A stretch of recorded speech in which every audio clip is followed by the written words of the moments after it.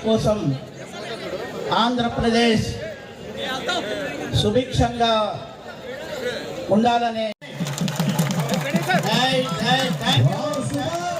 Super super super please SIT down your chairs.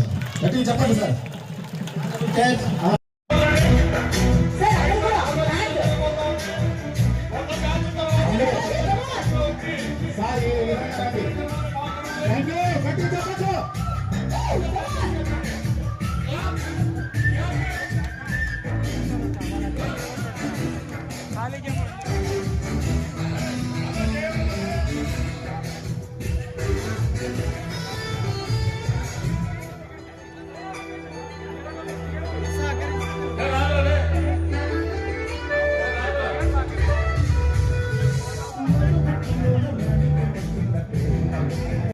Ramanna గారు మాకు chief guest లో వచ్చేవాళ్ళు.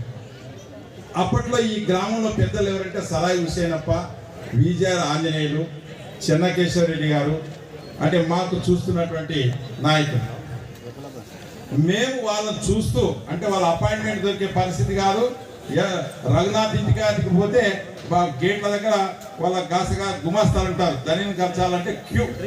మన తిరుపతి వెంకటేశ్వర స్వామి గుడికాడ ఎట్లుంటే అట్లా క్యూ ఉండేది ఆ రోజుల్లో. చదువుకునేవాడైతేనేమి, ఉద్యోగంకి వచ్చేవాడైతేనేమి, ఇంకోటి అయితేనేమి. తర్వాత నాకు మిడిమిడి జ్ఞానం, మాకు స్కూలు బెల్ కొట్టేశారు ఇవాళ హాలిడే అని.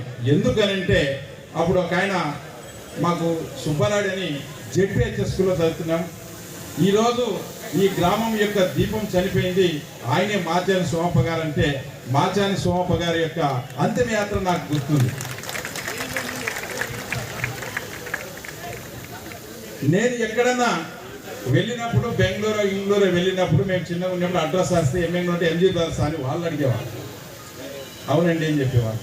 అంటే అంత గుర్తింపు తీసుకొని వచ్చినటువంటి మాచాని బ్రదర్స్ కుటుంబము ఇంకా ఈరోజు ఉంది. ఈరోజు వాళ్ళని తలుచుకుంటున్నామంటే దానికి కారణం ఏమి చెప్పండి. నేను వాళ్ళ బంధువు కాదు, వాళ్ళ కులం కాదు, వాళ్ళ గురువు నాకు అంతకన్నా కాదు.